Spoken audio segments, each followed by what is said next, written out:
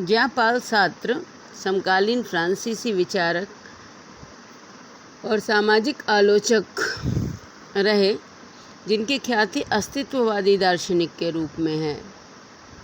नैतिक मूल्यों के समर्थक रहे और उन्होंने मार्क्सवाद को स्वतंत्रता की एक नई संकल्पना के रूप में ढालने का प्रयास किया, लेकिन यह संकल्पना मार्क्स के आसपास भी नहीं भटकती है।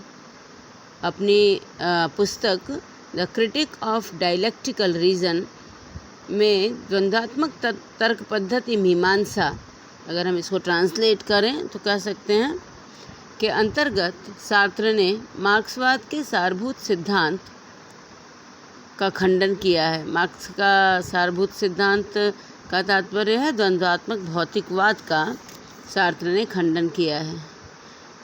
ज्यां-पाल सार्त्र ने स्वतंत्रता के अस्तित्ववादी दृष्टिकोण को प्रभावी बनाया, पर अपने विचार अभिव्यक्त किए, जिसमें अस्तित्ववादी दृष्टिकोण को उन्होंने, अगर हम एक सरल भाषा में समझें तो हम कह सकते हैं कि इसे व्यक्ति के अस्तित्व को ज्ञान की तुलना में प्रेफरेंस दिया जाता है, ज्ञान की तुलना में उसको ज़्यादा श्रेष्ठ ठहराया जाता है। यह तर्कबुद्धिवादी और अनुभववादी सिद्धांतों का विपरीत रूप है।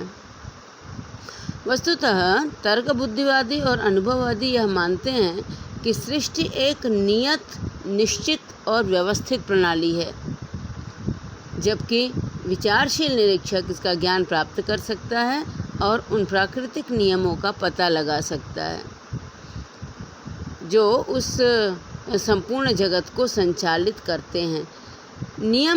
प्राकृतिक नियमों की परिकल्पना बहुत ही प्राचीन काल से रही है, क्योंकि मानव निर्मित कानून भी प्राकृतिक कानून के आधार पर ही बने हैं। मार्सिलियो ऑफ पेडुआ को आप लोगों ने पढ़ा होगा। तो हमेशा ऐसा होता है कि यदि मनुष्य में विचारशीलता है, यदि विवेकशीलता है, तो वह इसका ज्ञान प्राप्त कर सकता है कि सृष्टि एक व्यवस्थित प्रणाली के रूप में कार्य करती है और प्राकृतिक नियम ही उसको संचालित करते हैं। वस्तुतः तर्क बुद्धि मानवीय गतिविधि के लिए मार्गदर्शक शक्ति की भूमिका निभाती है। सिंपल सी बात है, अगर आपके पास तर्क बुद्धि नहीं है तो आप किसी भी चीज़ को वैज्ञानिक ढंग से, विवेकपूर्ण ढंग से आप उसका कह सकते हैं उसका प्रदर्शन आप नहीं कर सकते हैं। अच्छा, ऐसा अस्तित्ववाद नहीं मानता।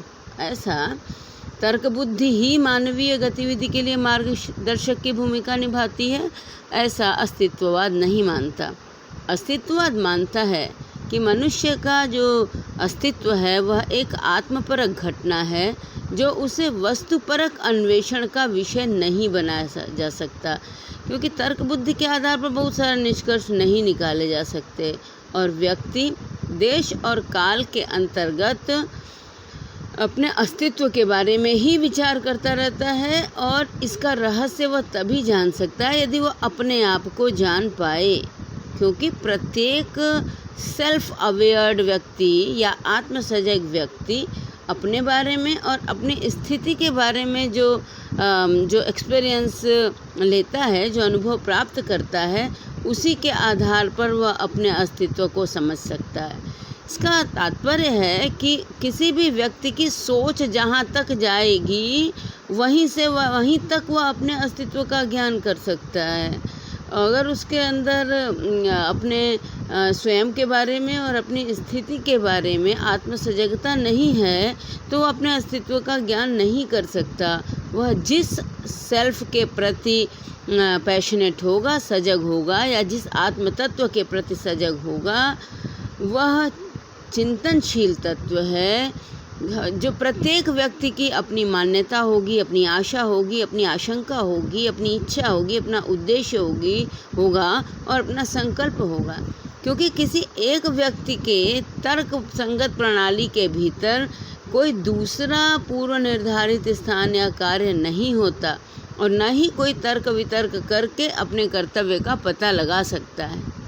प्रत्येक व्यक्ति चयन करने का उत्तरदायित्व संभालने के लिए विवश है इसका सीधा तात्पर्य है कि प्रत्येक व्यक्ति अपने अस्तित्व की संकल्पना और अपने अस्तित्व की चेतना का ज्ञान प्राप्त करने के लिए स्वयं उत्तरदायी है या स्वयं वह ऐसा करने के लिए बाध्य है।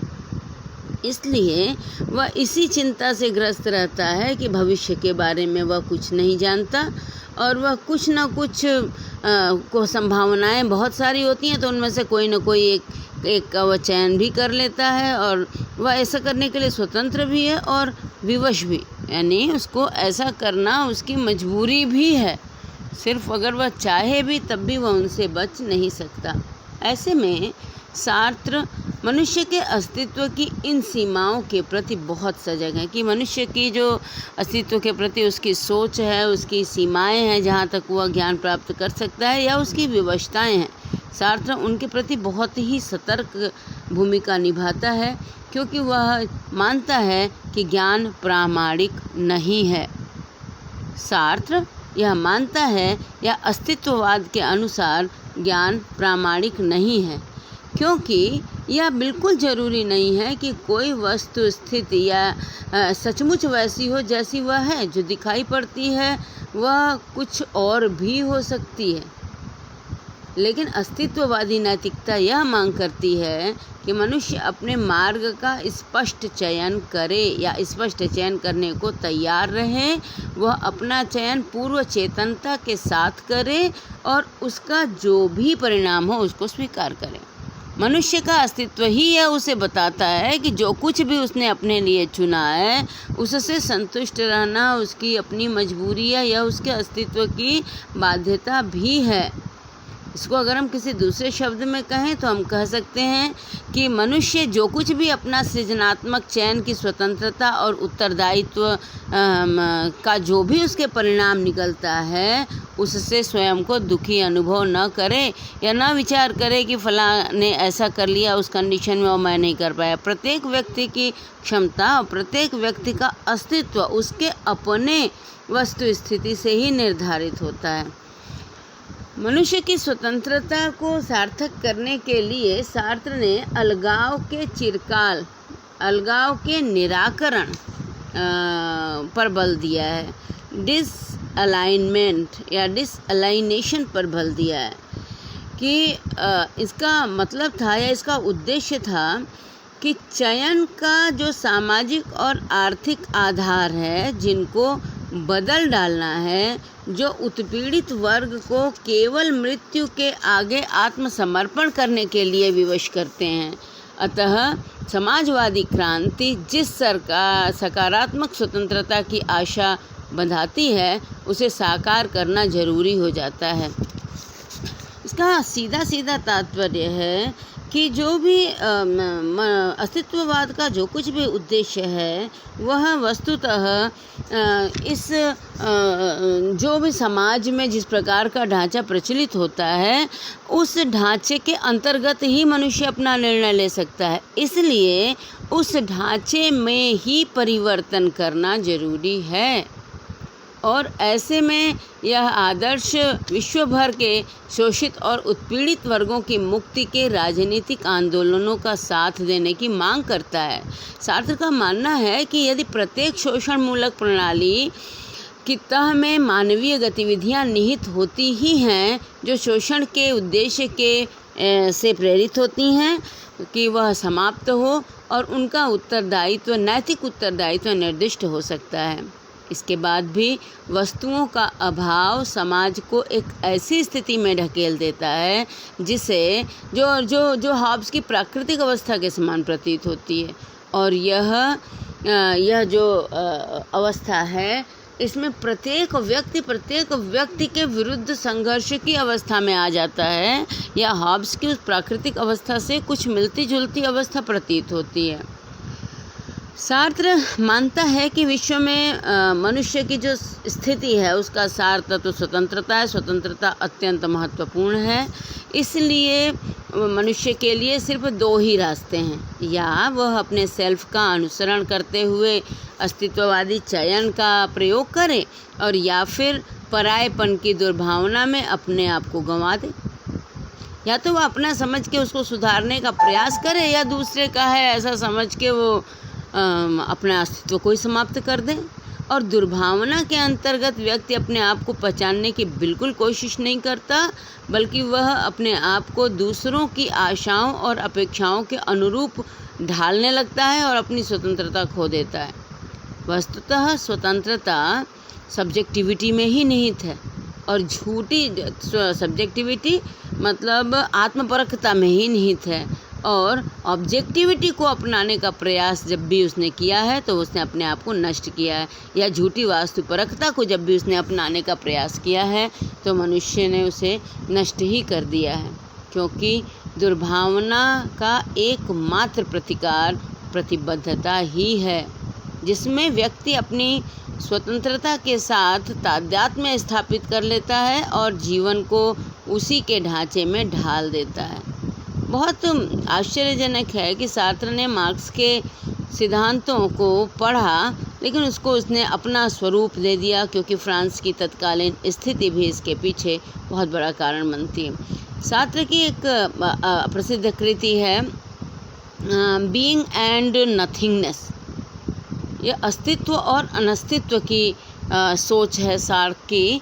इसमें सार्क ने जो आत्मपरक स्वतंत्रता है इसको बहुत ही विशद तरीके से इसका वर्णन किया है, क्योंकि आत्मपरक स्वतंत्रता का सिद्धांत व्यक्ति को बाह्य जगत के साथ तादात्म्य स्थापित करने से रोकता है। इसलिए यह व्यक्ति को सर्वहारा वर्ग के साथ भी अपना तादात्म्य स्थापित करने की अनुमति नहीं देता। इसीलिए सार्त्र मार्क्सवाद की एक महत्वपूर्ण मान्यता का स्पष्ट खंडन करता है, जो वर्ग चेतना की मान्यता है, क्योंकि वह मानता है कि ऐसा पॉसिबल ही नहीं है, ऐसा संभव ही नहीं है कि यदि व्यक्ति सर्वहारा वर्ग के साथ अपना तादात्म्य स्थापित करेगा तो वह आत्मपरक स्वतंत्रता के सिद्धांत का पालन कर पाएगा। इसीलिए वह इसका खंडन करता है। और इसका जो सार्क का यह दृष्टिकोण व्यक्ति को बुर्जुआ नैतिक मूल्यों और परंपराओं के प्रति विद्रोह की प्रेरणा देता है। इसका मानना है कि प्रत्येक व्यक्ति केवल अपनी आत्मा का निर्देश माने, बाह्य नियमों, आदेशों या आदर्शों का नहीं। वस्तुतः सार्क इतना आसान नहीं है। सार्क की चिंतन शैली अत्यंत जटिल और गूढ़ है, और ऐसे में इस विषय को वह चाहता है कि पूरा विषय ह्यूमनाइजेशन से मुक्त हो जाए, या वह इस विश्व को अमानवीयकरण से मुक्त कराना चाहता है। वह व्यक्ति की स्वतंत्रता और उत्तरदायित्व की भावना का समर्थक है, और वह प्रत्येक संबंध के नैतिक आयाम के प्रति समर्पित भी है। और साथ ही साथ बुर्जुआ वर्ग की जो कपट वृत्ति है, जो अपने आप को बनाए रखने की संकल्पना है और लगातार शोषण की जो भावना है, इसका वह पर्दाफाश करना चाहता है। अपनी सशक्त कल्पनाशील भाषा शैली के बल पर उसने पश्चिमी चिंतन के इतिहास में बेजोड़ और चिरस्थायी स्थान बना लिया है सार्त्र ने। लेकिन उसका चिंतन जितना देखने में तो बड़ा ही इंटरेस्टिंग लगता है कि वह आत्मसजगता, आत्मस्वतंत्रता, अपने अंदर की भावनाओं को इतना बल देता है, उसको मजबूत बनाता है, जिससे समाज में एक सामाजिक समरसता आ जाए। लेकिन जितना अट्रैक्टिव लगता है उसका सिद्धांत उतना स्पष्ट नहीं है। वस्तुतः वह अपनी रूमानी चेतना को नाटकीय रूप देते समय स्वतंत्रता के हित में बाह्य विश्व का तो खंडन करता है, लेकिन फिर वह उसी बाह्य विश्व से व्यक्ति का अलगाव भी नहीं चाहता। क्योंकि अगर आत्मकेंद्रित व्यक्तिवाद होगा तो ऐसे में व्यक्ति स्वार्थ से ऊपर उठकर पूरे विश्व को शोषण मुक्त कराने के लिए तत्पर कैसे हो पाएगा, क्योंकि वह ऐसा भी चाहता है कि संपूर्ण विश्व या एक व्यक्ति स्वार्थ से ऊपर उठकर संपूर्ण विश्व को शोषण मुक्त कराने के लिए तत्पर हो, लेकिन उससे उसकी यह अलगाव की भावना या आत्मकेंद्रित व्यक्तिवाद कतई तादाद में स्थापित नहीं करता है।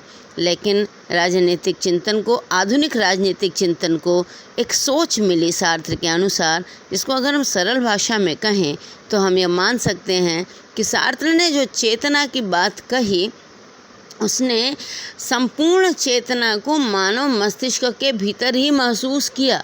कि यदि कोई भी व्यक्ति अपने अस्तित्व को लेकर के सजग है तो वह अपने आसपास को अपने अंदर के बुर्जुआ और सर्वहारा के संघर्ष में यदि वह को पराजित कर देता है, समाप्त होगी और आत्म केंद्रित व्यक्तिवाद शायद समाज केंद्रित समष्टिवाद में परिवर्तित होगा। इसका आप लोग पढ़ें, एक बार नहीं 4-5 बार पढ़ें और पढ़ करके इसका नोट्स बना करके कि सार्त्र के राजनीतिक विचारों पर एक वृहद टिप्पणी लिखें या एक आलेख लिखें या एक निबंध लिखें।